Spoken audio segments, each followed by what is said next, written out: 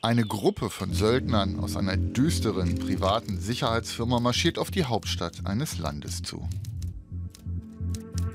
Sie stoßen kaum auf Widerstand, während sie sich nähern.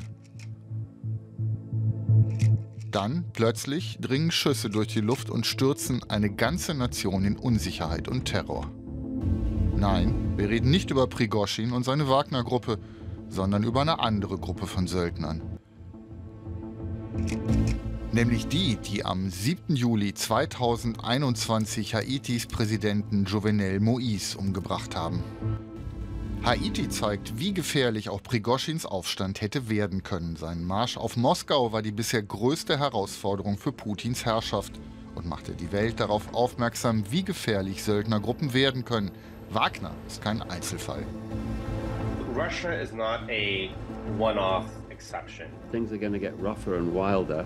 Private warfare is coming back into the 21st century as it has always been in human history.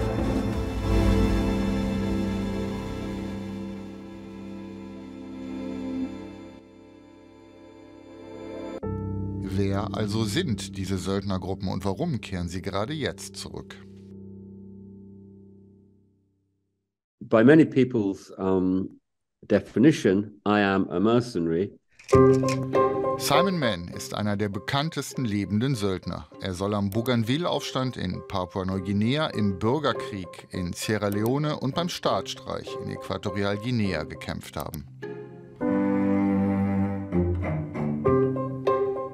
I tried to become an oil and gas man in Angola, and our company was actually attacked by the rebels. This was in January '93. So I just said to my boss, you know, why don't we fight back? Why do we have to accept this? And to cut a long story short, that led to the contract between the Angolan government and Executive Outcomes.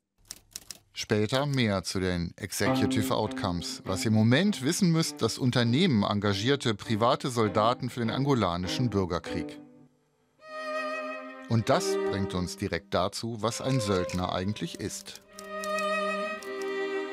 The mercenary word is pejorative and is used in a sort of a wild way that isn't necessarily always appropriate.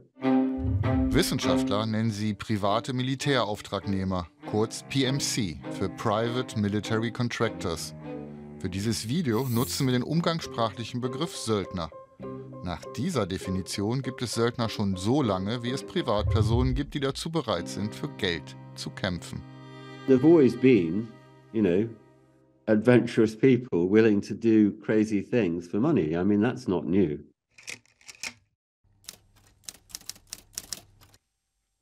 All of military history had a huge mercenary component.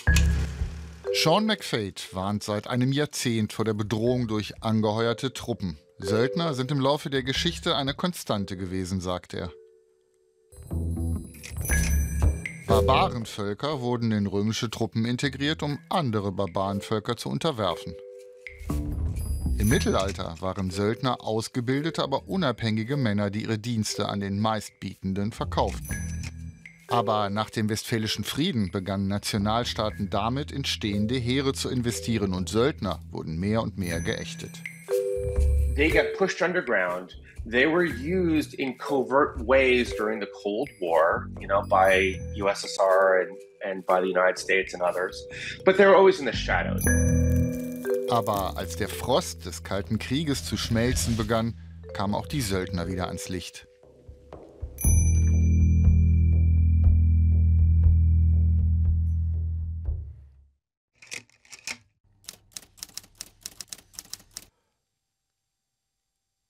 (1993) spielten die Executive Outcomes eine entscheidende Rolle im Bürgerkrieg in Angola.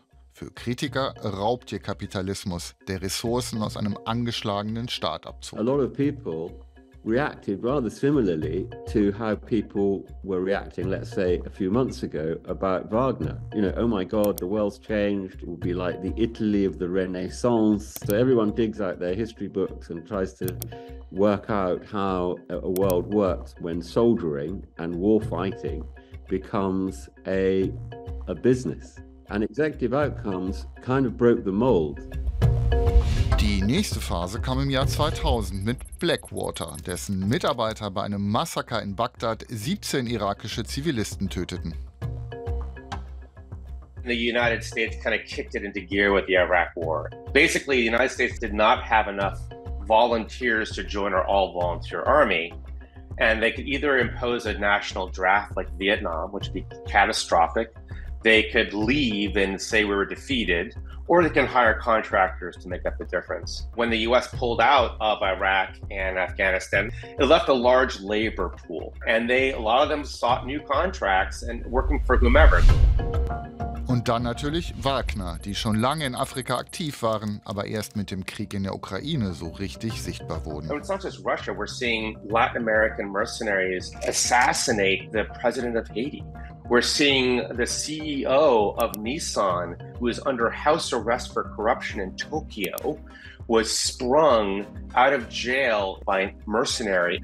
So every time you see a successful mercenary operation, people around the world who have lots of money are getting ideas. CEOs are saying, I have a get out of jail free card if I just know a good mercenary. Warum tauchen Söldner also wieder auf? The last 200 years were the exception and not the rule. So wie sich die Welt von ihrer früheren bipolaren Struktur entfernt, scheint sie sich auch wieder auf uralte Praktiken zurückzubesinnen. After the Cold War, the international system became much more chaotic. Things are going to get rougher and wilder, and there's going to be a lot of people running around doing stuff for money. Außerdem lässt ein weiterer Faktor Söldnergruppen wieder aufleben: die glaubhafte Abstreitbarkeit. This is the name of the game today about mercenaries, is that we live in an information age. And in an information age, information matters more than raw firepower. And if you want to wage war and get away with it, you wage it in secret. Because, if something bad happened, you can totally disavow mercenaries. You can't disavow your special operations troops or your own troops. And we saw this happen in 2018 in February. The Wagner group in eastern Syria went up against American special forces. And America killed more Russians that night than any night during the Cold War. We killed about 300. Now, the reason it didn't go to World War III is because both Moscow and Washington invoked plausible deniability. They both said, these are just mercenaries. These are not Russian soldiers. We don't have to escalate up.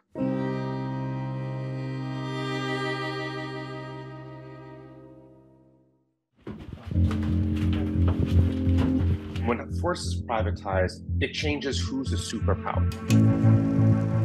So suddenly we're getting into a world where the super rich can become superpowers. Say by middle of this century, ExxonMobil can have its own army.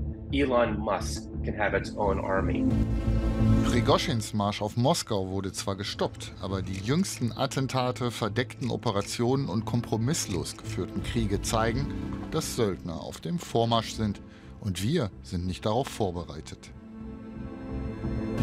The danger of mercenaries is not just the mercenaries, it's our own strategic ineptitude and thinking. So we need to get smart on how to do this, and we have history. It's an imperfect teacher, but it's the only teacher we have.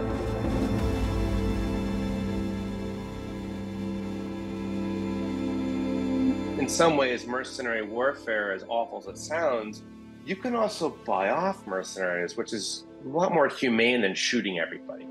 So, as a grim upshot, I would leave your viewers with that.